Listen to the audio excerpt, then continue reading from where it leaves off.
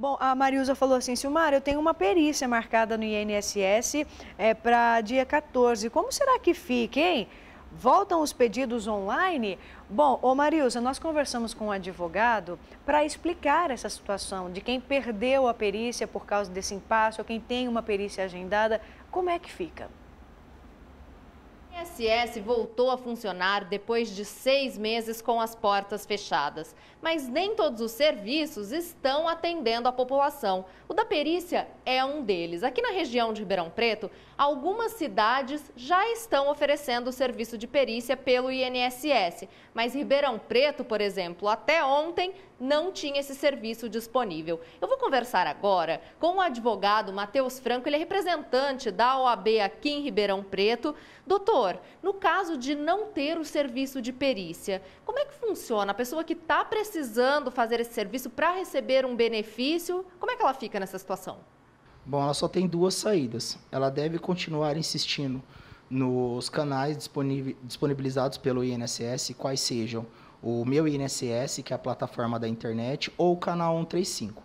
Essa semana o INSS divulgou uma portaria em que você só poderia reagendar a perícia uma vez pelo canal 135, teria esse limite. Essa semana mudou, não tem mais limites para tentativa no canal 135.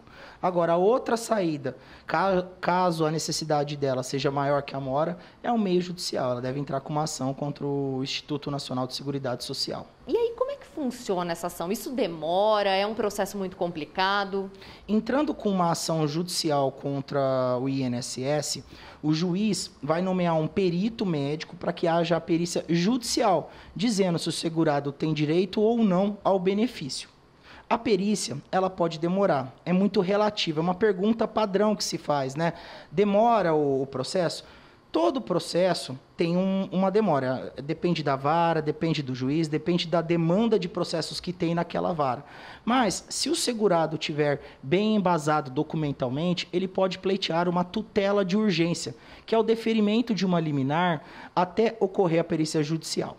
Ou seja, se ele tiver ali vários atestados do médico dele, falando sobre a doença ou o porquê do afastamento, ele consegue, então, receber um dinheiro antes que tenha a decisão final do juiz, é isso? Antes que ocorra a perícia judicial. Ele deve ter um atestado indicando qual o período de afastamento dele, o CID, a indicação da doença, o CRM do médico. Havendo esses requisitos no laudo ou atestado médico, as chances são muito boas dele conseguir uma liminar que defira o benefício dele até ocorrer a perícia judicial no processo. O pedido é tutela de urgência. E antes que ocorra a perícia, o valor desse benefício, ele é calculado de acordo com o salário do trabalhador, com a função dele, ou é um salário mínimo? Isso depende. Depende do tempo de contribuição, depende do cálculo, isso aí é mais parte previdenciária.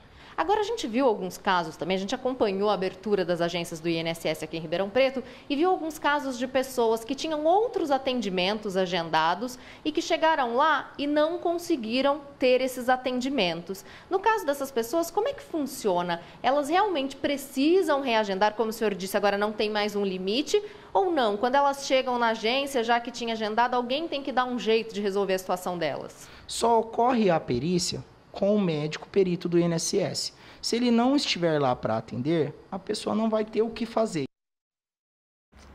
É duro isso, né? Não ter o que fazer. Imagina você falar para uma pessoa que está um tempão esperando e agora fica aí, refém desse impasse. A gente espera que tudo logo se resolva.